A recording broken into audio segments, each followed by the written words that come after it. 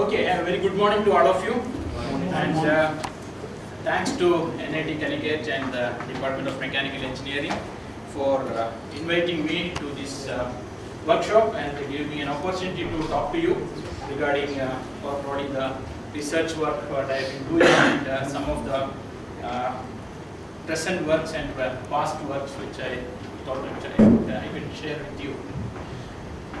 So today's talk is the first. Okay, I have two lectures. So the first one is based on the basically on the autonomy for field and service robots design and implementation. So I'll be talking briefly about what is an autonomous robot, how do you provide autonomy to the robots, and I'll take an example of an underwater robot and then explain how we provided or how we designed a fully autonomous underwater robot and implemented some of the control strategies in that robot, and what were the challenges we faced in developing these robots. But before going to the details, let me acknowledge the contributions done by many of my students. Okay, Shantakumar, whom you met yesterday, he was my PhD student, and Sami, Sharanath Kumar, they are all PhD students, and there are many other research scholars whom I have not named. Some of them are doing PhD, some of them did their masters, and okay, so my presentation is basically organized this way. I'll give a brief introduction about the importance of field and service robotics, especially in the present scenario, how the field and service robots are propelling the research in robotics. And I'll talk briefly about teleoperation because that is the stage through which a robot will go in order to make it fully autonomous. So I'll briefly talk about teleoperation or remote operation and what are the basic requirements for teleoperation. And then I'll take you to the autonomous system and what are the basic requirements, and there we have these three important elements called guidance, navigation and control.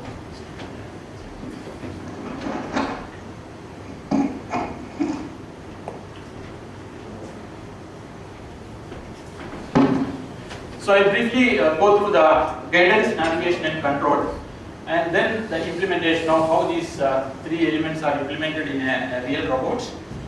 What are the stages through which we go through in order to get this implementation, like the modeling, simulation, controller design, guidance system design, etc. and conclusions. So just to start with, I would like to tell you about what are my research areas, because I am talking only about a particular field here. So those who are really looking for research, or some of your students looking for research, I just want to tell you what are my major research areas. As I told you, autonomous underwater vehicles is one of the main area in which I used to work. I've been working in this area for more than 10 years during my postdoc, and then after faculty also I started working in this area. I continued working in this area. Another area is surgical robotics. Again, afternoon I will be talking about this surgical robotics and how we design a surgical robot. What are the important features and what are the challenges in designing a surgical robot. Apart from that, I'm working on a particular area called tremor compensation in surgical robots. Especially when using a surgical robot, the fatigue-induced tremor affects the movement of surgical tool. So what kind of strategies can we develop, and how we develop algorithms or methodologies for identifying the tremor because of fatigue? And then once you identify the tremor, how do you classify them and then try to filter out these tremors so that it's not going to affect the surgery.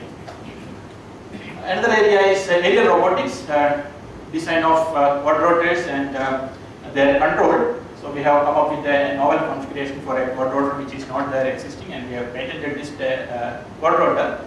So studies are going on in the trajectory control and other aspects of this quadrotor. Underwater mechatronic system, which is more of an extension of this work. So it's not really a robot, but it's more of a mechatronic system for some particular applications. So still there are control strategies involved, modeling, simulation, etc. all are involved. But how we actually develop something for a particular application which can actually be deployed underwater for a long time, like 1 year, 2 year periods. And whenever you want this to come up, there is one signal will go, and then it will just come up and then communicate data, and then again it will go back to water and then stay there for stealth operations, especially for defense scenarios. And multi-robot system, that is part of the again mobile robot system. So multi-robot system task allocation and the formation control. That is another area of work. And apart from this research work, we work on some product development also. Being an engineering design department, we work on a few product development activities. So this was one of the first product I worked on as part of my fellowship in Stanford University, which was actually a limb immobilization splint for trauma victims. This is the first product which has gone for commercial, which is available commercially at present. It has been marketed by Hindustan Liver Trivandrum. This is the first product which was commercialized under this program. And a combinational scissor grasper for laparoscopic surgery. This was developed by Chinmay Diodhar, one of my master's students.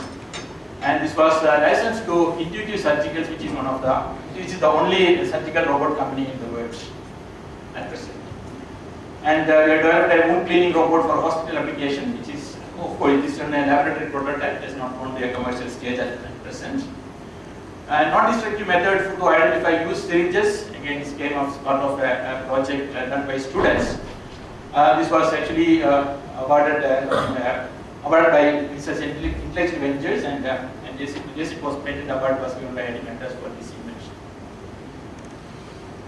A device for descaling the inner wall of a tank. So basically, it's a robotic device which can actually be used for descaling the inner wall of chemical tanker, which is a very difficult job and it's a dangerous job. So we actually filed a patent for this in 2008, and patent has been awarded. A fetal growth monitor for rural application and the proportion solenoid for space application for ISR. So these were some of the products we developed, or products which actually came out of the lab as part of the research work. So apart from doing the conventional research work, which actually leads to academic degrees and papers, we work on some products which actually which can go to the market and probably will be useful to the public. Okay, so that's all about the work what we do in the lab. So if anybody is interested in knowing more about this, or you want to work on this area, you are always welcome to contact. Okay, let us go to the robotics field. So this actually shows the evolution of robotic research in the last 50 years or so, from 1960 to 2005. This was actually part of an IEEE paper. I forgot to mention the source here. But it actually shows that how the robotic research progressed from 1960s to 2005, 2010, which actually continues in the same direction at present. So if you look at it, you can see that it was in 1960s where the robot manipulators were introduced. And at that time when these were introduced, we were all thrilled to know, okay, robots, they are in the market, they are going to take over the world, and they are going to change the way we work and we live. And there was a lot of growth in this area. From 1960s to 1990s, a lot of research happened in this area. A lot of companies came up, a lot of commercial robots started appearing in the market. They started entering into the industry, replacing human beings from many dangerous and risky operations. And you feel that, and you can see that one of the major challenges faced by robotics people at that time was that there was no growth in any other areas. Though you can see there were talk about many of these things, it was not really building up. One of the main reasons was that industrial robots were being used in most of the automobile industries, and automobile industries were really focused in Europe and Japan and European countries. And USA was not really bothered about that kind of research, and therefore no further research was happening, and only industrial robotics was developing because of the applications in industry. And not many people really focused on the other areas, and there was a very small, only a small growth was there in other fields. But so only after 1990s, people realized that it's actually coming to a saturation where what you can do with the industrial robots. Of course, you can have more and more good robots, but the applications are getting limited. You have only assembly, welding, painting, etc., and nothing more than that is happening. That's when people thought about, okay, what can we do with this art technology? We are developing a lot of technologies for robots, and are not really able to use that one. And that was when people started thinking about the field and service robots. So how can we take these robots to different areas other than industrial robots?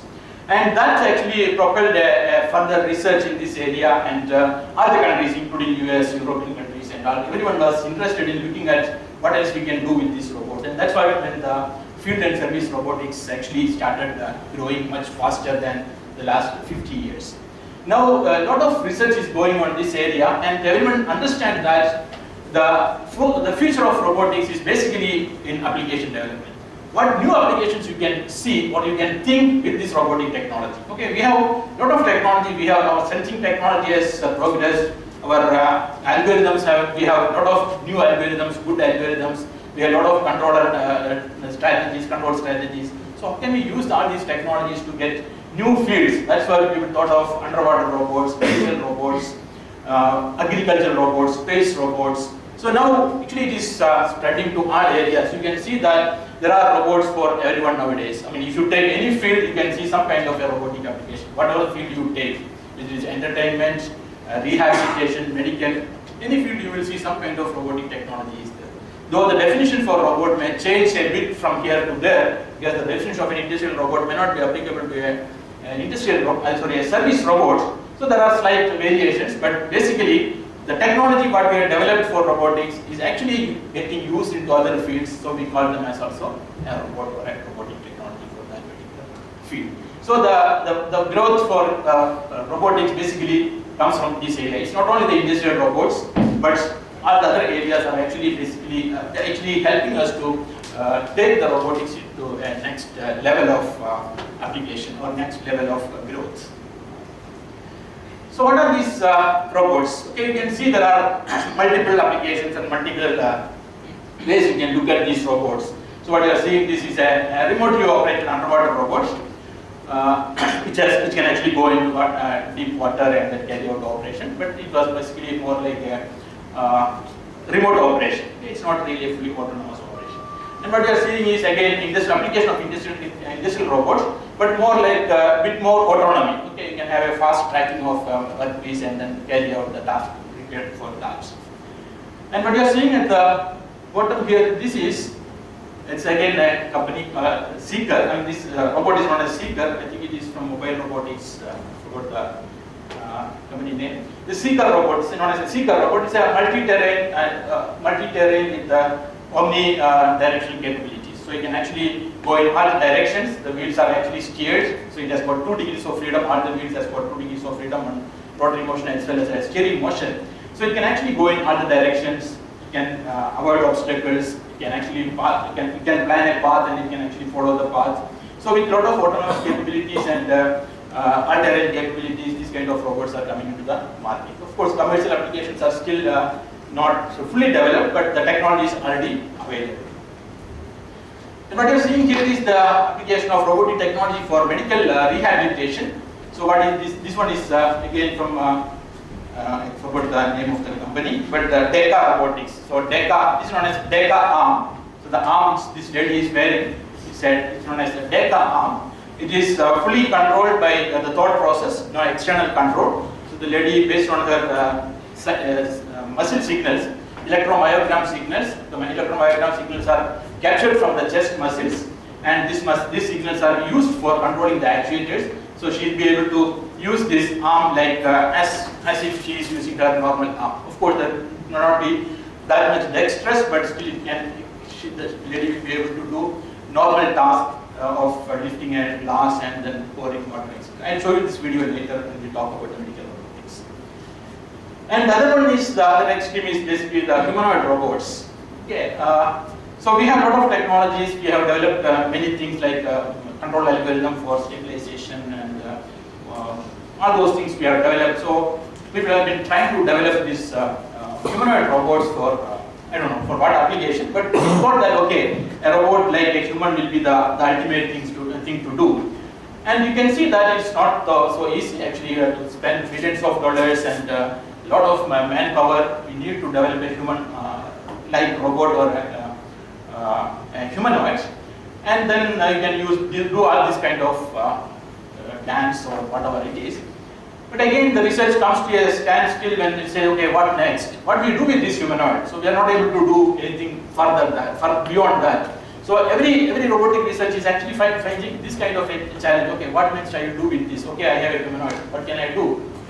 Can I use it for a practical application? No, there are a lot of limitations. So this, how do you overcome these limitations? So like that is going, getting to new application. Unless you have an application, developing all this actually leads to a stage where you don't know what to do next.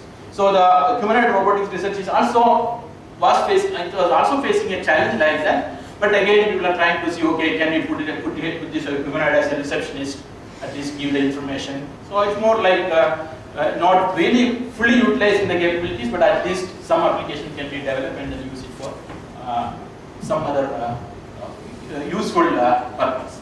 So you can, if you look at this kind of robot, of course there are many other robots like the space robots. You must have heard about this robot already, the Curiosity, and which actually in the Mars, which actually scanning the area and sending message to the ground station about the terrain and other properties. So this again, it's a fully robot which actually not really fully autonomous. Again, it's controlled through from the ground station through communication. And the latest in autonomous field is the autonomous cars. Okay, the Google car and many autonomous automobile companies are really trying to look at this way of looking at robotics. Okay, can my car be a robotic car? Can I make it fully autonomous and then see that the driver is not needed in the car? And Google has actually come to a stage where they can show that yes, the car can be driven, and the number of accidents, everything checked, and it found that it's not that is a problem. And they have got permission to run the car on the streets in California by following all the rules and traffic rules and other things. So this actually shows this Hyundai car. They are testing their autonomous capability of the car in a testing trial. And now if you look at all the car companies are actually into this field to look at, okay, what kind of autonomy can be brought into the car. Okay. It's not fully autonomous, at least a partial autonomy can be given, like cruise control. There are most of the cars are coming with a cruise control. You can set the speed and then it will just maintain the speed unless you interfere and then change the speed. So like that things are happening. And another area where actually a lot of hype is on the quadrupeds. Okay, how do we actually use the aerial robots, especially the vertical takeoff and landing? So quadrupeds are basically the type of aerial robots which can do a vertical takeoff and landing, so that you don't need to have a runway to do this. You can just lift off and then land without any problem. So this, again, how do we make this fully autonomous? Can we use it for delivery? Like Amazon is trying to see whether this can be used for delivering products to their customers. Again, to what level of autonomy you can give, what level of autonomy can be built into the system, and how do you ensure that the system works as expected under different situations. So these are the challenges in development. These are the things to be understood when we try to develop robots, because there are a lot of uncertainties in the operating scenarios, and the robot should be capable of analyzing these scenarios and taking decisions on their own. Robotics as such actually is designed for structured environments. When the initial robots were designed, they were designed for structured environments. If the environment is very structured, yes, robot is a good candidate to use for any application. But when the environment is not really structured and there are a lot of uncertainties and everything goes out of control, so how do you actually equip that robot in order to handle this situation and take its own decision? That is the biggest challenge in developing an autonomous robot.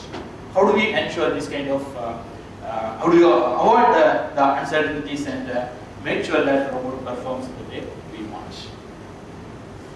Okay, so as we move from the normal robot to the fully autonomous robot, so this is the way how we actually take it to the next level. So we actually, if you look at the task complexity and the task complexity and autonomy, what that is available, it is you can see that the teleoperation is the one which actually can handle a lot of complex tasks, because the control is still with the pilot or the controller, a person who is controlling the robot he still has the control and he can take the decisions. He can decide to stop, or he can decide to take it forward, or whatever it is needed. And at the other end, when it comes to autonomous robots, there is no pilot, and all the decisions need to be taken by the robot itself. So autonomy. Therefore, the task complexity that we can achieve at present is very limited. And everyone is trying to see how can we take this to the next level. Okay, how can you take this to the next level of task complexity? If you take an autonomous robot, for example, an underwater autonomous robot, the maximum it can do is to just go around and come back. Okay, that's all what it can do. You can tell, okay, go from point A to point B to C, point C to D, come back, and on the way you just record all the images, whatever you see, the robot will be capable. But you say that, okay, you go and try to open a wall or close a wall, and if there is a problem, the leakage, you try to do something, the robot is not capable of doing that, because just got limited capability to do those tasks. So the whole challenge of designers or the robotic engineers to see how can we take this robot to the next level of task complexity. So the best way is to actually take it through a stage through a hybrid autonomy or hybrid system. So what we do, we have a remotely controlled robot. So you have a full remote operation for the robot, and then you develop few intelligent agents within the robot. And whenever you see that things are okay and the robot will be able to do some task, you deploy these agents so that the robot will be able to do an autonomous operation for some time. And whenever the robot is in a dilemma, it's not able to take decision, the pilot will take the control back. So that is the way the hybrid robots are being developed. For example, I have a robot, an underwater robot, which I want to use for pipeline inspection. So what I do, I make this a fully teleoperated robot, and the robot will be deployed, and the robot will be controlled by the pilot. The pilot will take the robot to a stage where actually he can see the pipelines, and the pipelines are clear, there are not much of problem. Then the pilot will actually activate the inspection agent or pipeline inspection agent, an algorithm which will actually see that, okay, oh, this is the pipeline, and what the robot has to do is to just follow the pipeline, take the images. So you don't need the pilot to control the robot will be just moving along the pipeline, take the images and pass it to the pilot, where he will just watch what is happening. And whenever there is a problem, the robot is not able to take a decision, immediately the pilot can intervene and can take over the control and operate it. So that is the way the robot is getting more and more autonomy. So that you have more and more agents, you will actually make it more and more autonomous. And at a stage where you can see that, oh, it is fully autonomous, you don't need to worry, the robot will be able to carry out its task. So this is the way how we actually develop fully autonomous robots. It may not be really possible to start from scratch to have a fully autonomous robot. So we start with adding more and more intelligent agents and semi-autonomous, and then a fully autonomous system can be developed. I hope you are able to follow me, right? Okay, if you want any information or you are not convinced about something, please stop me. We can discuss it. Okay, if you want more detailed discussion, probably we can do it later. But at least if you have some points, please stop me. So let me talk about the teleoperation. First, only a few slides on teleoperation because that's not the focus here. We want to talk more about autonomous operation.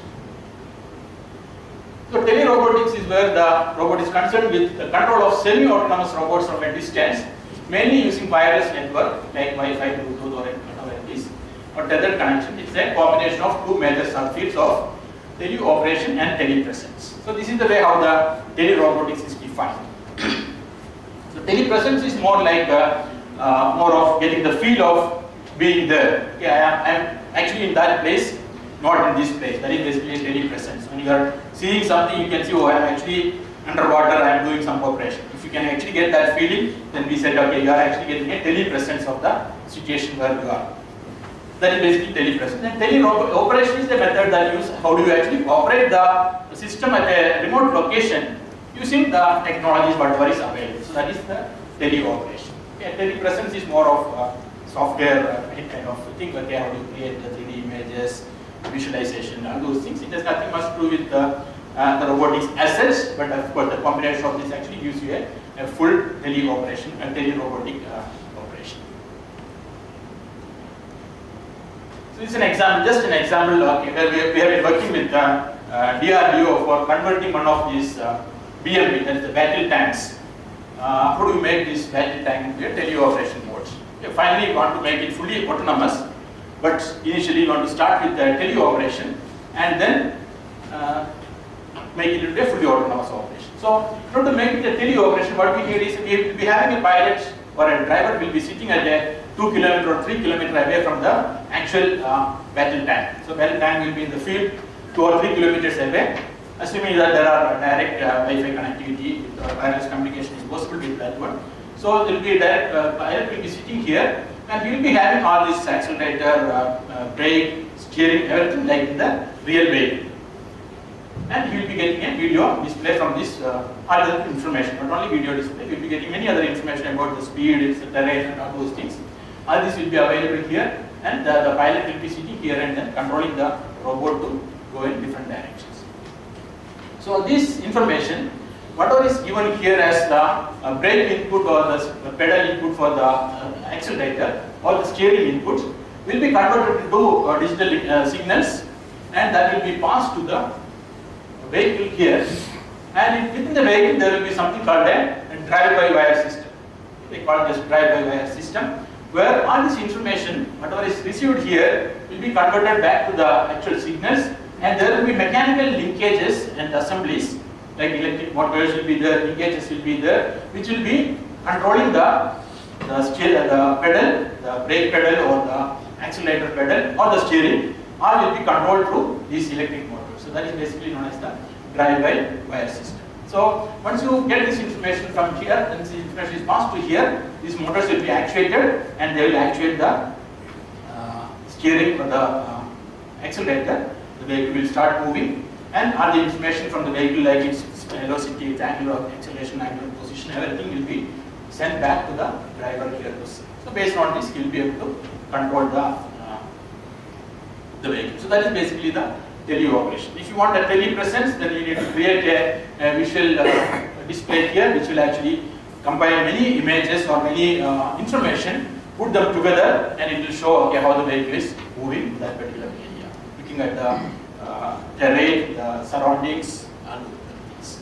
That is the way how you go for a tele-operation. So there is not much of intelligence needed in the system. So it is purely more of technologies like actuation, control, and things are involved. Not much of intelligence needed within the system. So because it's a tele-operation, all the intelligence is still at this location. That is the way how we develop the tele-operation system. This is an example for the tele-operated BMP. So you can see a lot of instrumentation, communication, and other things. And this has been actually done, and then the driver is able to drive the vehicle at a remote location 2 or 3 kilometers away from the location. And it was tested in Rajasthan desert a few months back to see that the capabilities are there.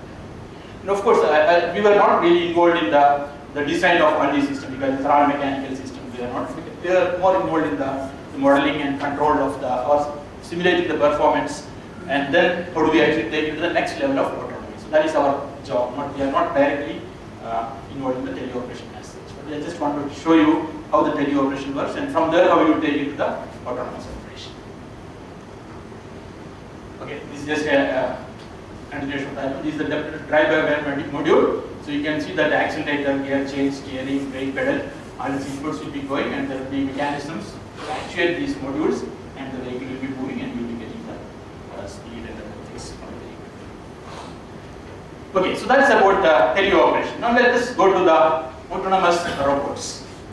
So as I told you, now we have to replace the driver from there. So that is the whole purpose of autonomy. You have tele-operation, assume that there is tele-operation. Now you have all those mechanical linkages, everything in the vehicle itself. Now the point is that driver is not there. So the intelligence is to be built into the system. So for any autonomous robot, whatever may be the application, whether it is underwater robot, aerial robots, there are few things which need to be there. Okay, it's a common sense basically. just for example, assume that you are going to a totally new place. Okay, not a totally new place, at least you know, you have seen that place earlier, but you are not very familiar to that location center. And you are going to that place, and on the way, when you land at that location, somebody kidnapped you. Okay, assume that someone kidnapped you from that location, they blindfold you, take in a car, and they take all your mobiles, all the gadgets from you, and they drive for 2-3 hours, and then they drop you at one location. Okay? So that is the stage of the robot now. The robot is there. Now, as an individual, what will be your first question when you are dropped at a location? The direction. Where I am. I mean, Where I am. Yeah. The first thing is, okay, where am I? Right? I need to know where am I now. I need to know where am I now at present. Okay? So once you know where am I, what is the next question? Direction. Yeah, where should I go from here? And then, how do I go there? Okay? So these are the 3 basic questions. Where am I? Where am I going? How do I get there? If the robot can answer these 3 questions, then the robot becomes autonomous. Okay? Like a human being. If I know where am I, and if I know where to go, and if I can decide how to go, I can take a decision. I can know I am. So I just decide, okay, how to go there. Okay? So what actually you do to get to know where am I? How do you know where am I? What do you do? What do you do? Okay, you don't know. So what you start wrong? You just start walking, right? You just start walking. So you will see. Oh, I can see Sharana Bhavan here. Okay, Sharana Bhavan. But there can be hundreds of Sharana Bhavan, right? So you will go around again. You will see. Oh, there is what do you call? Okay, there is a Poti silk. Okay, I'm talking about Chennai. Okay, there is a Poti silk. Oh, okay. Now I have seen Poti silk and Sharana Bhavan close by one place, but I am not very sure that this place or that place. I'll go once again. I'll see a metro station. Oh, I'm sure. Okay, I'm in this location. So I know I'm sure, but where am I? Okay. So where am I? How do? You create a map. Okay. So basically, you create a map around your location, and then you try to localize yourself in that location. Okay. So now, if you know the whole map, you know, okay, when you are saying that you are in T Nagar, you know, okay, oh, from T Nagar to IIT, this much distance, I know, I have, no, this is the route to which I go. So the map is there, you have localized yourself. So the first thing is you localize yourself. Okay? So to know where am I, you localize yourself. Okay? And then things are easy. Once you localize yourself, then it's a motion planning. Okay? Now you know where you are, you know where you want to go, you have to just decide how to go. So it's a motion planning. Okay? So you localize yourself, plan your motion, then finally you execute your motion. Okay? So if you do these 3 activities, you are reaching your target. Okay, in between you may have to take decision. Okay, when in between you found that the road is blocked, so probably you need to take another decision, another route. So these are basically the obstacle avoidance and planning the motion on the road. So every robot, if you want to make the robot fully autonomous, the robot should be able to do these activities. The first, the robot should be able to answer these 3 questions. Where am I going, how do I get there? If the robot can answer these questions, then the robot will be able to do an autonomous navigation. Of course, the other things, how do you get there is decided. Okay, then basically execute the strategies. So execution is also important. So these are the 3 questions to be answered by any robot. And if you can make sure that the robot is capable of doing this, then you are making the robot autonomous. So that's all basically what we need to do to design an autonomous robot. So to do that, we need to have a model of the environment. That is the map. Either you create the map or the map should be already built into the robot. So you can actually have a map inbuilt into the robot. So you can say that the robot that, okay, this is the map through in which you are going to work. You can give the complete map of the room with the obstacles, tables, chairs, everything. Then the robot knows that, okay, these are the ways in which you can. So that is basically the environment, model of the environment. The other way, if it is not available, then there are capabilities for the robots to create its own map. Okay, so the robot will be able to move around few times and then create a map on the surroundings, and then it will decide its location. So that is basically known as simultaneous localization and map SLAM. So that is basically how you build the map by its own motion. So it will try to localize itself, keep on moving around, and then localize. That is basically the map building. So it can be given or autonomously built by the robots. Okay, the next one is the perceive and analyze the environment. That is the perception. That is one of the important capabilities of a robot to get the perception. So the robot should be able to perceive the environment, should be able to look around and then identify things and then understand what it is. That is the perception. Perceive, analyze, and perceive and analyze the environment and its position within the environment, that is localization, and plan and execute the movements. These capabilities should be there for the robots to do an autonomous task. So how is it actually built into the system? So it's dealt with the perception, localization, planning, and motion generation. Okay, we call this locomotion and navigation. So locomotion and navigation capabilities will give this perception, localization, planning, and motion generation. That is from the theoretical point of view. We call it as locomotion and navigation. And these are actually built into the robot through something called guidance, navigation, and control. I will come to that. So this is the way how it works. Okay, this is from the textbook, Rollins works. So you can see the robot is in the real world environment, and the perception. This perception is basically, perception is basically how you get the information from the surroundings and then analyze it. That is the perception. So you'll be using sensors and algorithms to do that. And then with the model of the map environment, either built or given, it will do the localization.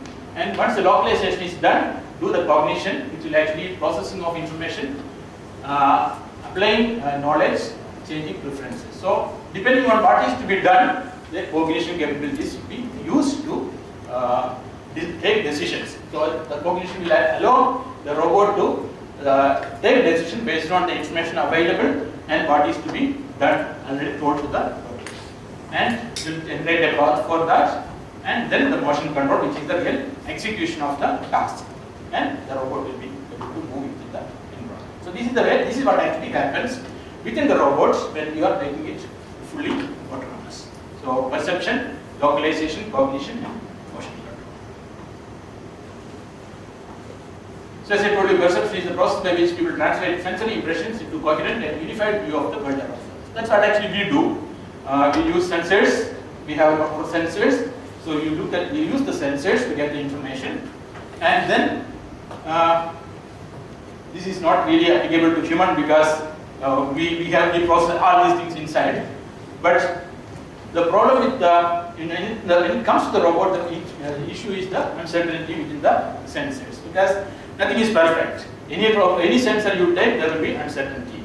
The measurement that you make and the data you get, all these are having comes with its own uncertainty.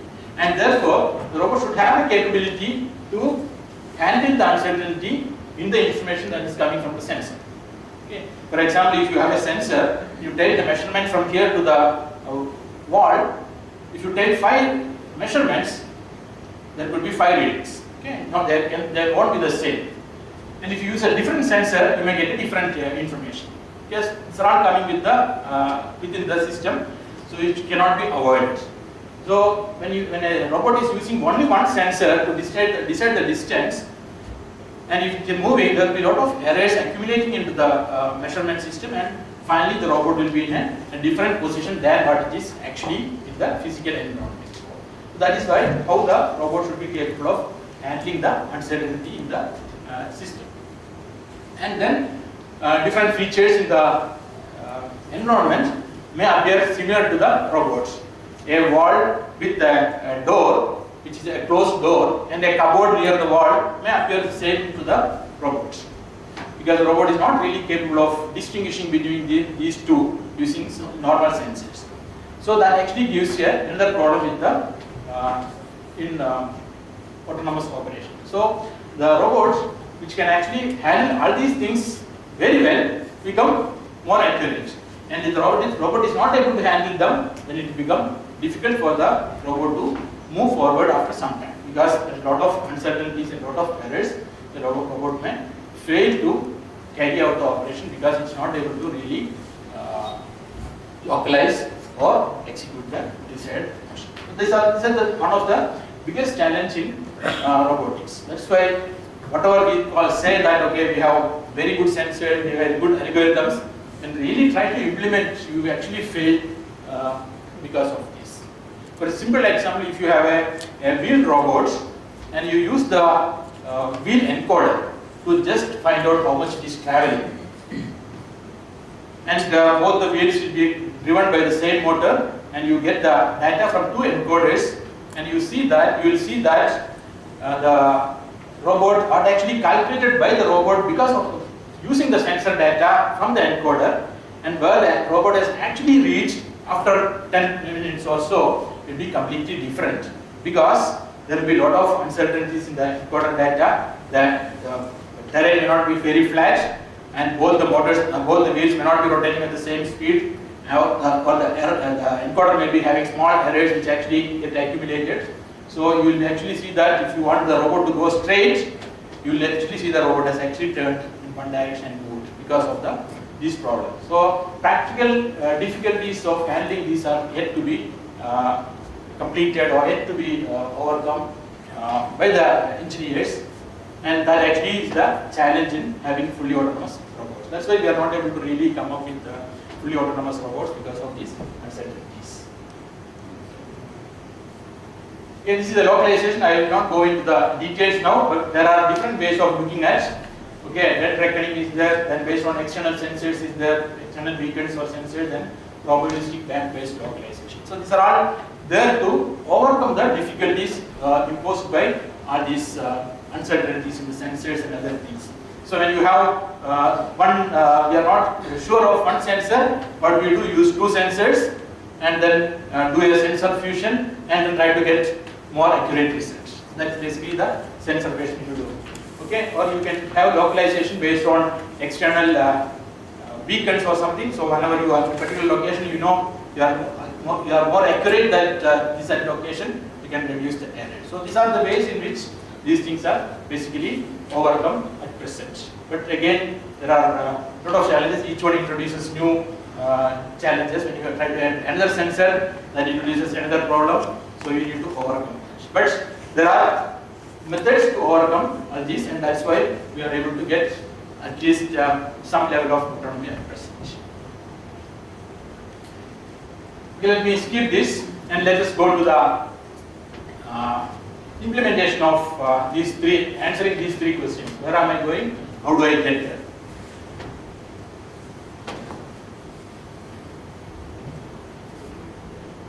Okay.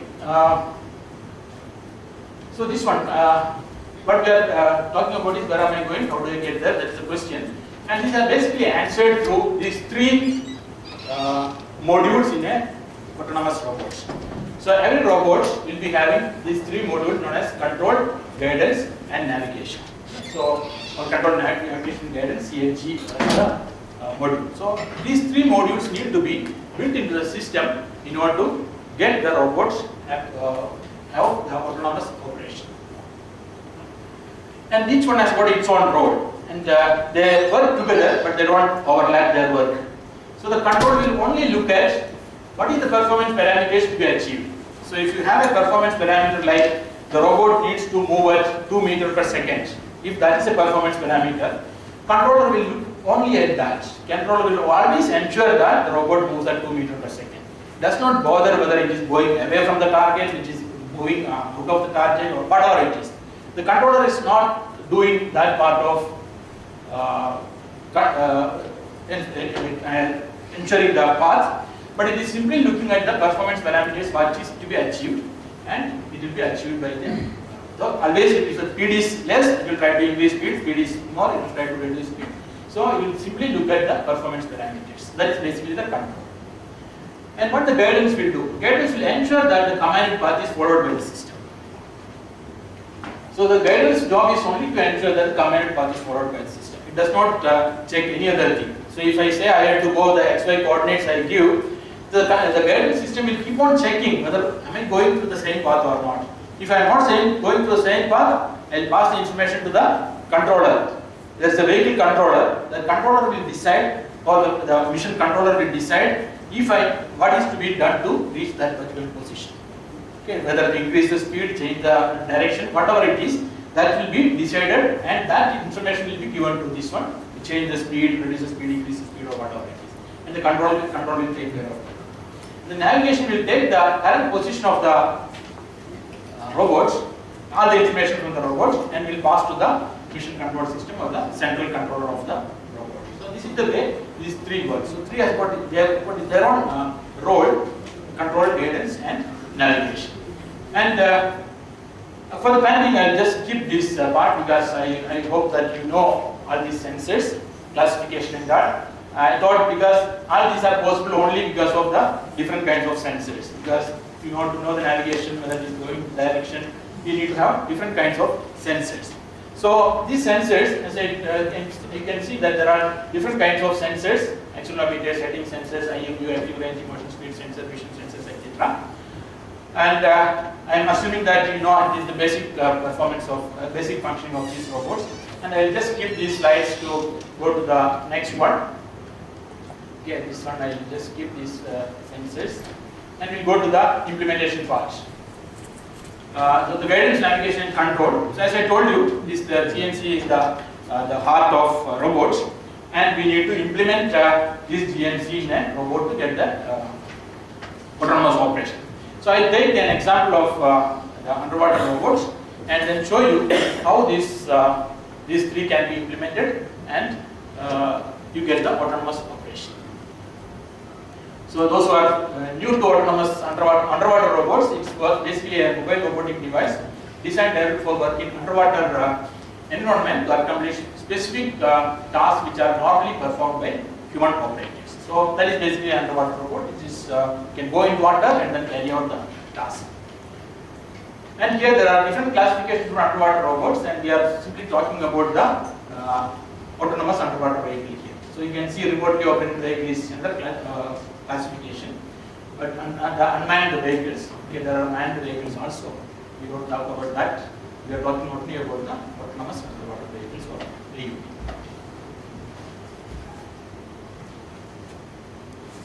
We'll skip this, but just to tell you what is how a remotely operated underwater vehicle will look like.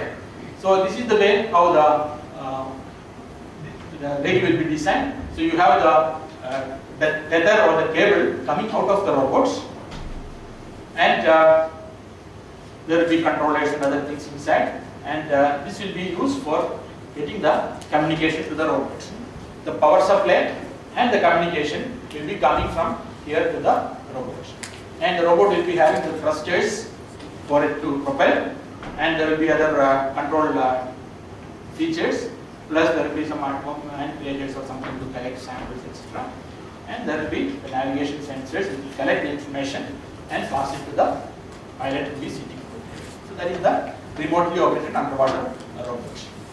So it has got thrusters, navigation, and other things. And challenges are that this robot has to be deployed from a mothership, and the mothership will be having the pilot, and the cable will go to the mothership. So if you have to go to a large distance, the mothership also need to go along with this to do the operation. And since it's a remote operation and it's an underwater environment, pilot needs enough training to understand how it works in the water and how to pilot it. And another challenge is the tether management. So tether management is the main challenge, because this tether, the cable, long cable, will actually have its own drag forces. Sometimes you try to pull the vehicle, or sometimes you get entangled with something, and sometimes you will find that the forces needed to take that itself is much more than the power required to drive the vehicle. So these are the challenges when you have a remote operation. But fortunately, at present the system is that we have remotely operated vehicles commercially available. So there are companies which actually manufacture ROVs. So if any company wants to buy an ROV for their own application, they can buy a ROV from the market. So it has come to a level where that the technology has come to a level maturity at which where you can actually buy the robot and then use it. So that is the level of ROV at present. And to avoid the challenges of these one, the pilot needs training, the mothership needs to follow, the weather management to be to avoid. So the logical move is that you avoid the tether.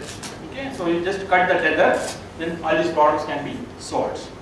Which actually says that now the robot has to have its own control and navigation, guidance and everything, because no pilot is there to control. So it becomes a fully autonomous robot. So it's a robotic device that is driven through the water by a propulsion system controlled